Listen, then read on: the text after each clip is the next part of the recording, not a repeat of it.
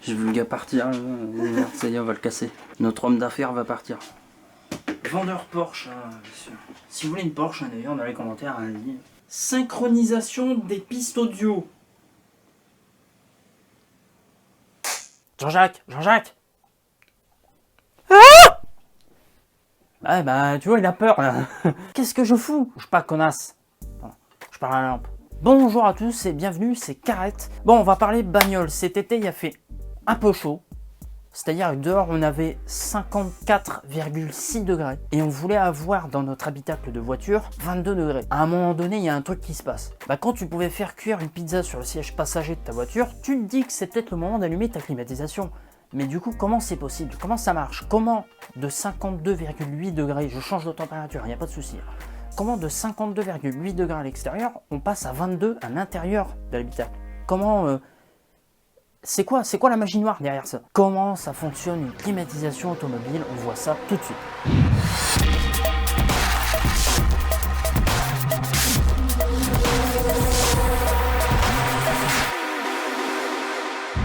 Ah, du coup, j'ai fait des notes. Bah ouais, parce que... Petit malin.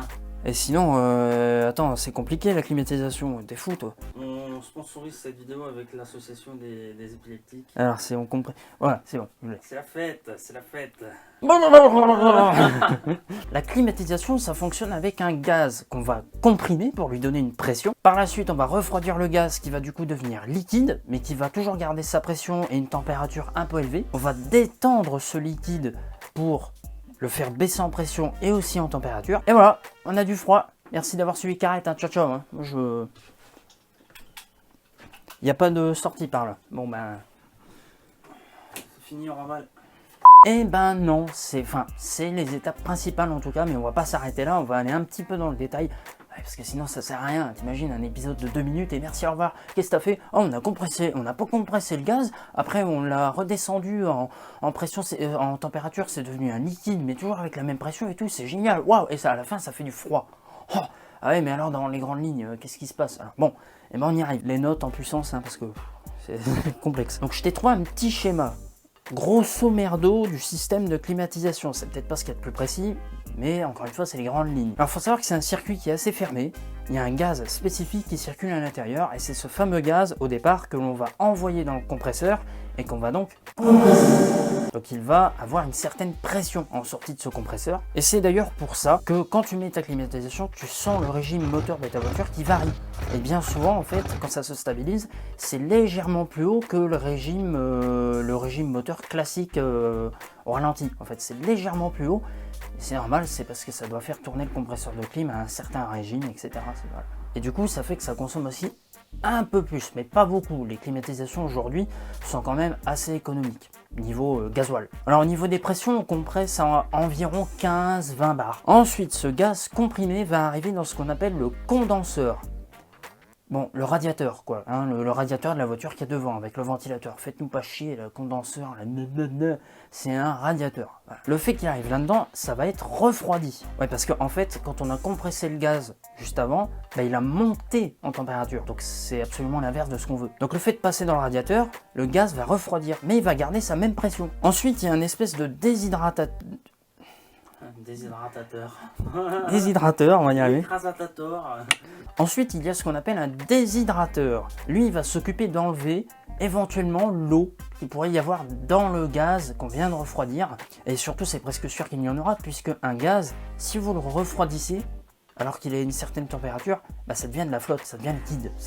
Donc une fois que tout ça est liquéfié, on arrive au détendeur. J'ai failli dire mal, mais c'est le détendeur. Et là-dedans, qu'est-ce qui se passe? Bah, le gaz liquéfié va descendre encore en température. Là, la température chute complètement puisque la pression du liquide chute. En fait, on enlève toute la pression qu'il y a et du coup, la température chute encore. Donc là, on descend à une pression à moins de 5 bars. Tout le mélange, là, gaz liquéfié, refroidi, ça passe dans l'évaporateur. Ça ressemble à une espèce de radiateur. Et encore une fois, ça évapore vraiment toute l'eau, vraiment le reste de l'eau qui pourrait rester éventuellement dans tout le mélange. Donc ensuite vous avez un autre circuit, un circuit d'air qui aspire du coup l'air de l'extérieur, et l'air de l'extérieur chaud va passer à cet endroit là, au niveau de l'évaporateur, ce qui fait que à cet endroit-là c'est froid, c'est froid, c'est potentiellement, on vient de le dire, c'est froid. Et du coup ce qui se passe, c'est que toute l'humidité contenue dans l'air chaud qui est aspiré de l'extérieur, ça va être absorbé par l'évaporateur. En plus que à cet endroit-là c'est froid,